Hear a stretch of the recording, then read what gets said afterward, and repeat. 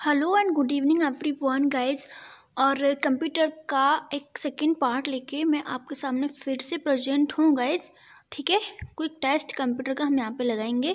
एक मैं ऑलरेडी ले चुकी हूँ, आज ये सेकंड है। ठीक है, तो स्टार्ट करते हैं इसको बिना किसी देरी के। ठीक है, कंप्यूटर एक बहुत ही इंपॉर्टेंट रोल प्ले करने वाला है आर को एग्जाम में।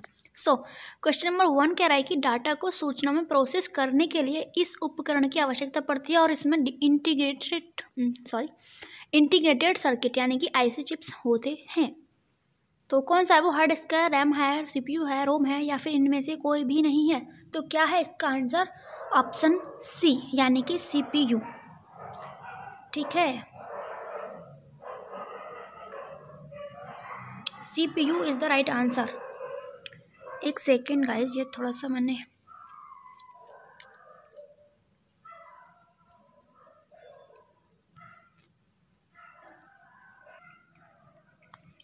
यस तो ये मैंने सही कर लिया। अब तो सीपीयू यहाँ पे राइट आंसर होने जा रहा है। ठीक है, सीपीयू डाटा को सूचना में प्रोसेस करता है और इसी में जो होते हैं आईसी चिप्स लगे होते हैं। ठीक है, कंप्यूटर का ब्रेन भी इसको बोला जाता है, ये तो आपको पता ही होगा। नेक्स्ट है कि डायल अप इंटरनेट एक्सेस का एक लाभ है, वो इनमें से कौन सा है? मतलब जो ऑप्शन दिए हुए हैं उनमें से कौन सा एक डायल अप इंटरनेट एक्सेस का लाभ है, ये आपको बताना है। तो ये इसका राइट आंसर होने वाला है ऑप्शन 2, यह विद्यमान टेलीफोन सेवा का उपयोग करता है। ठीक है, डायल अप इंटरनेट एक्सेस करने के लिए फ़ोन लाइन की आवश्यकता होती है, तो ऑप्शन 2 यहाँ पे राइट हो जाएगा। आगे बढ़ते हैं। बैकअप क्या होता है? आपने बहुत बैकअप किया होगा, व्हाट्सअप डेटा को भी आप बैकअप करते होंगे, चैट्स को। तो बैकअप होता क्या है एक्चुअली, ये यहाँ पे आपसे पूछ रहा है, तो बताइए क्या होता है। Option 2 is the right answer. मूल स्रोत से किसी भिन्न डेस्टिनेशन पर कॉपी करके डाटा का संरक्षण करना, यही होता है बैकअप। ठीक है, option 2 is the right answer. Next है कि डैश टोपोलॉजी में नेटवर्क कंपोनेंट एक ही केबल से कनेक्ट किए जाते हैं, तो कौन सी टोपोलॉजी होती है वो? स्टार, रिंग, बस, मेश या फिर मिक्स्ड? तो गाइज ये होती है स्टार टोपोलॉजी। ठीक है, स्टार टोपोलॉजी में नेटवर्क कंपोनेंट एक ही केबल से कनेक्ट किए जाते हैं। राइट, आगे बढ़ते हैं क्वेश्चन नंबर 5 पे। 5 कह रहा है सूचना शेयर करने के लिए एक दूसरे से कनेक्टेड 2 या अधिक कंप्यूटर से डैश बनता है।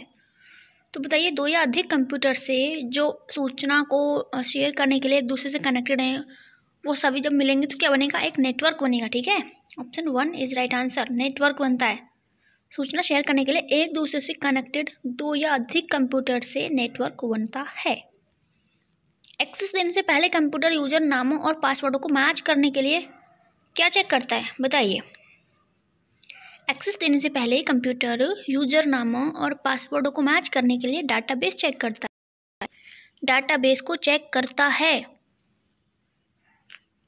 और डाटाबेस में कोई भी रिकॉर्ड जो होता है वो रोज और कॉलम्स में रखा जाता है। ठीक है, जिसको हम आसानी से मेंटेन भी कर सकते हैं और चेक भी कर सकते हैं। ओके, नेक्स्ट है कि ऐसे कंप्यूटर जो पोर्टेबल होते हैं और यात्रा करने वाले प्रयोक्ताओं के लिए सुविधाजनक होते हैं, तो ये तो आपको पता ही है कौन से होते हैं। लैपटॉप होते हैं, लेकिन अब लैपटॉप को भी मतलब चलन से बाहर ही कर दिया है जब से स्मार्टफोन्स आ गए हैं। तो लैपटॉप लेके अब कौन चल रहा है? सबके हाथों में स्मार्टफोन है। ठीक है, तो लैपटॉप इसका राइट आंसर होगा। अनसॉलिसिटेड ईमेल को क्या कहते हैं? तो वो तो स्पैम होता है। ठीक है, अनसॉलिसिटेड ईमेल को क्या कहते हैं? स्पैम कहते हैं। ओके, ऑप्शन 5 यहाँ पे राइट आंसर है। और इसको जंक मेल भी कहते हैं। ओके, जंक मेल भी इसी को बोलते हैं। तो कौन सा प्रोग्राम कंप्यूटर के विभिन्न भागों का नियंत्रण करता है और प्रयोक्ता को कंप्यूटर के साथ इंटरेक्ट करने देता है? कौन सा होता है वो? कौन सा होता है? Operating system. ठीक है, क्वेश्चन नंबर 9 का जो राइट आंसर है वो है ऑप्शन 2। ऑपरेटिंग सिस्टम जो है कंप्यूटर के विभिन्न भागों को नियंत्रण भी करता है और प्रयोक्ता को कंप्यूटर के साथ इंटरेक्ट करने भी देता है।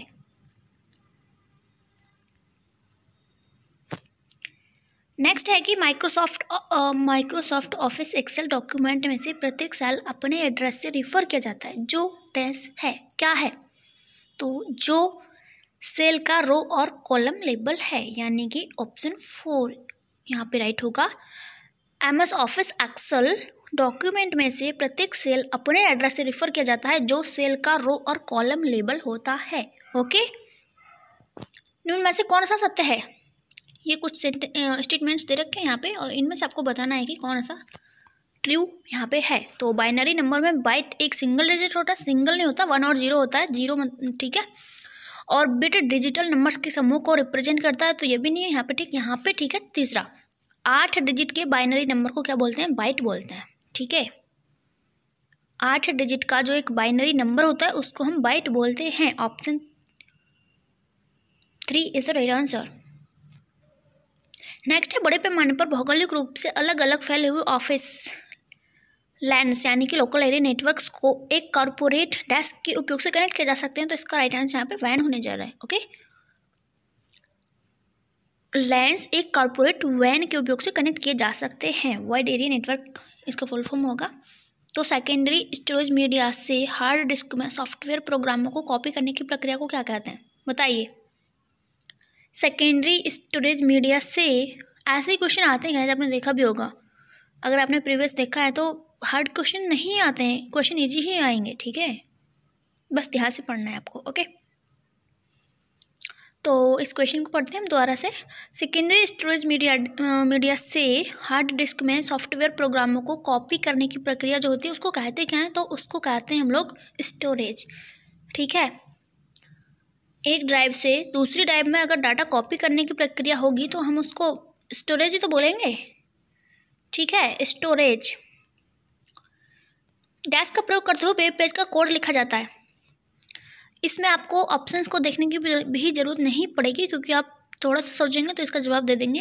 किसका प्रयोग करते हुए आप वेब पेज का कोड लिखते हो?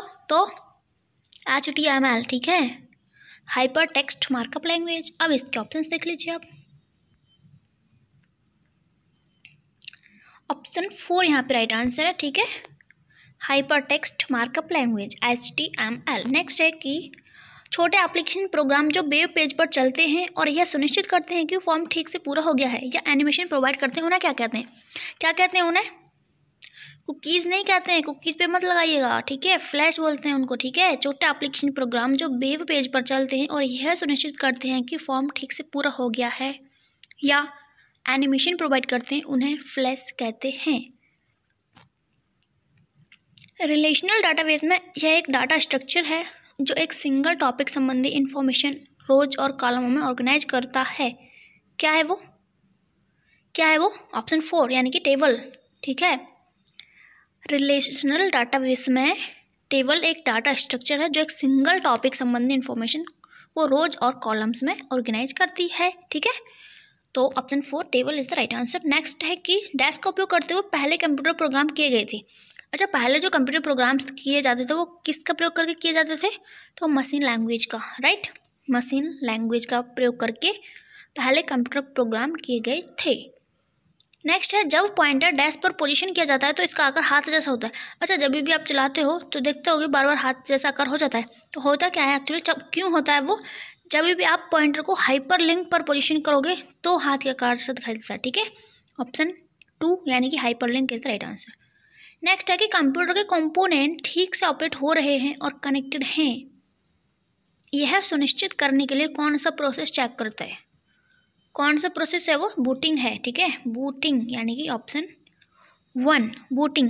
कंप्यूटर को ऑन करने पर जो ब्लैक स्क्रीन होती है ना वो कहलाती है बायोज बूटिंग, ब्यूटिंग नहीं बूटिंग, ठीक है, बायोज बूटिंग कहलाती है। ओके, और ये करती क्या है? तो हार्ड ड्राइव व फाइलों को चेक करती है, राइट। आगे बढ़ते हैं और ये हमारा आज का लास्ट क्वेश्चन है, तो इसको छोड़ दिया जाए क्या आप लोगों के लिए? दोगे आप लोग इसका आंसर? यूजर यह कैसे निर्धारित कर सकता है कि कंप्यूटर पर कौन से प्रोग्राम उपलब्ध हैं? यस यस यस, ये क्वेश्चन तो आपके लिए छोड़ना ही चाहिए, क्योंकि अब आप बताइए कि आप कैसे पता करते हो कि इस कंप्यूटर पे कौन कौन से प्रोग्राम उपलब्ध हैं, ठीक है।